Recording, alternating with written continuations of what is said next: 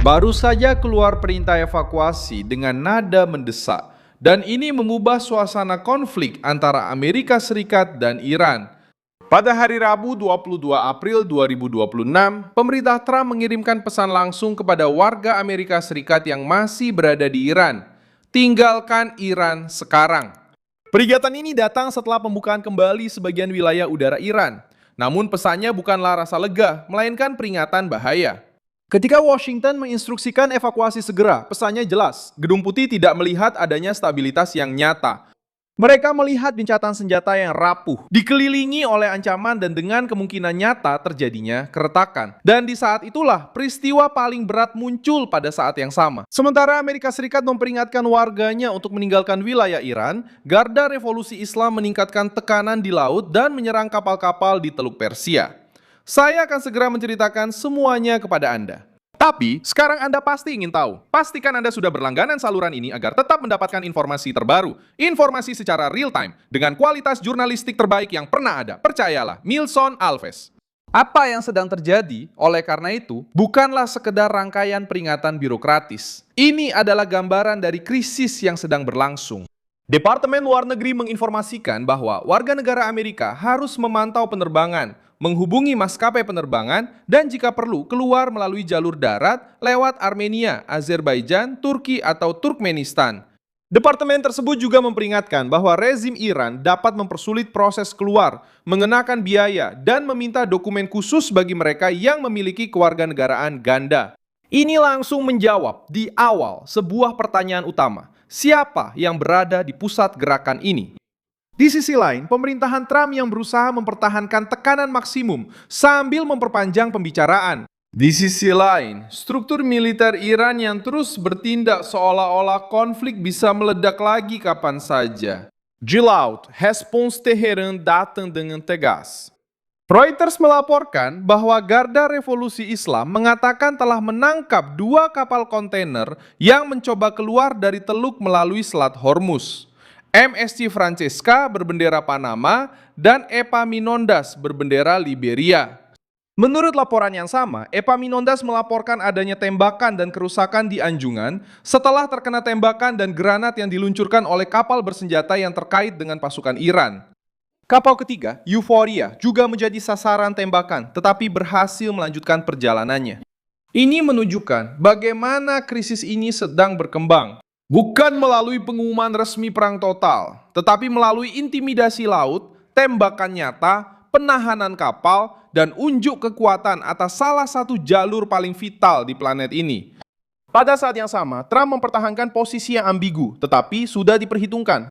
Reuters mencatat bahwa Presiden Amerika Serikat mengumumkan perpanjangan gencatan senjata untuk memberikan waktu bagi usulan terpadu dari Iran atas permintaan Pakistan yang menjadi mediator dalam pembicaraan tersebut. Namun, perpanjangan ini disertai dengan tetap diberlakukannya blokade laut Amerika atas pelabuhan dan pantai Iran. Singkatnya, Trump memperpanjang gencatan senjata, tetapi tidak melonggarkan tekanannya. Ia memberi beberapa hari lagi, namun tetap menekan ekonomi Teheran. Inilah titik yang mendekatkan peringatan evakuasi dengan serangan di Teluk. Washington berbicara tentang dialog, tetapi bersiap untuk kemungkinan terburuk. Teheran berbicara tentang perlawanan, tetapi merespons dengan pemaksaan maritim. Dari pihak Iran, pembacaannya juga sudah jelas. Menurut Reuters, perpanjangan yang diumumkan oleh Trump bahkan tidak secara transparan didukung oleh para pemimpin utama Iran. Kantor berita tersebut menyoroti bahwa belum jelas apakah Iran akan menerima perpanjangan tersebut, dan pada saat itu belum ada komentar langsung dari para pemimpin tertinggi rezim tersebut. Pada saat yang sama, penasihat Presiden Parlemen Iran menyatakan bahwa langkah Trump tampaknya merupakan manuver untuk membeli waktu guna melakukan serangan mendadak. Disinilah muncul kecurigaan terkuat yang beredar di lingkungan ini, yaitu bahwa rezim sedang terpecah, menjadi lebih keras, lebih militeristik, dan kurang bersedia untuk memberikan konsesi secara terbuka. Bukan kebetulan bahwa dalam materi yang beredar tentang kasus ini, perasaan yang mendominasi adalah adanya kekacauan internal dan kendali politik yang semakin lemah di hadapan faksi bersenjata. Kecurigaan ini tidak muncul begitu saja. Reuters sendiri melaporkan bahwa Donald Trump membenarkan keputusannya dengan mengatakan bahwa pemerintah Iran sedang mengalami perpecahan serius. Kalimat ini penting karena membantu memahami latar belakang dari perintah evakuasi tersebut. Jika Washington percaya bahwa ada perpecahan mendalam di puncak rezim, maka perhitungannya pun berubah. Dalam situasi seperti ini, keputusan impulsif, perpecahan antar faksi, atau reaksi yang tidak terkendali bisa terjadi lebih cepat daripada negosiasi formal. Dan ketika itu bertepatan dengan kapal yang diserang di Teluk Persia, pesan untuk warga sipil Amerika menjadi jelas. Jangan tunggu situasi benar-benar memburuk, pergilah lebih dulu. Ada satu detail lagi yang memperkuat. Serangan oleh Garda Revolusi Islam terhadap kapal-kapal itu tidak terjadi begitu saja.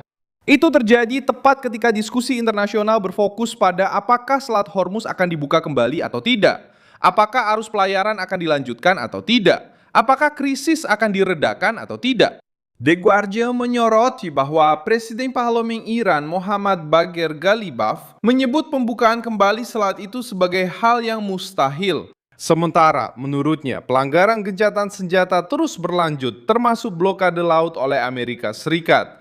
Ini menunjukkan mengapa krisis tidak mereda. Iran ingin menjadikan selat itu sebagai alat tawar-menawar politik.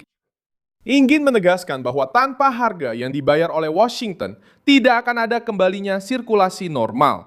Dengan kata lain, Teheran berusaha menjadikan laut sebagai senjata negosiasi. Secara praktik, hal ini membantu menjawab alasan di balik pergerakan Iran. Garda Revolusi Islam tidak hanya bertindak untuk mencegat kapal, bertindak untuk membuktikan bahwa mereka masih mampu menimbulkan rasa takut, biaya, dan keterlambatan. Dengan menembaki kapal-kapal dan menyita 2 di antaranya, rezim tersebut mengirimkan beberapa pesan. Pada saat yang sama, rezim tersebut menantang blokade Amerika Serikat, menekan perusahaan asuransi dan pemilik kapal, dan mencoba memberitahu dunia bahwa tidak ada yang akan lewat di sana tanpa Teheran menetapkan beberapa syarat.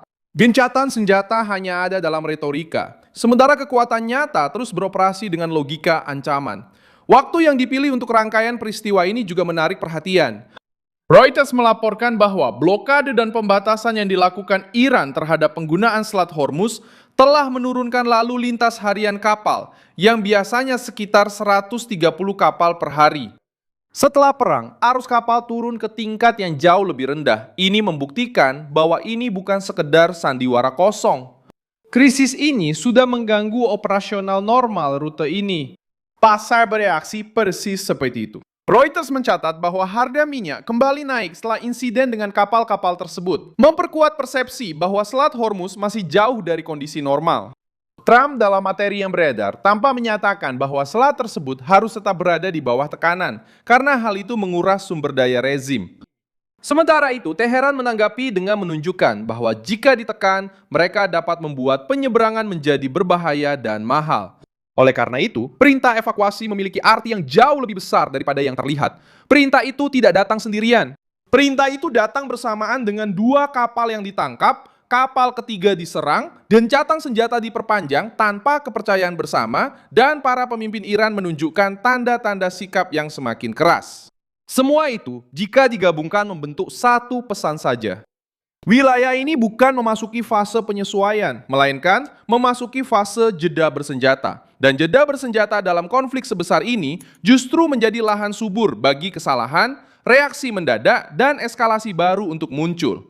Keduanya menunjukkan bahwa gencatan senjata masih terlihat seperti jeda singkat, bukan solusi yang sebenarnya. Jangan lupa like video ini, subscribe channelnya, dan di akhir nanti cek juga kolom komentar supaya kamu makin aktif berinteraksi dengan komunitas Milson Alves.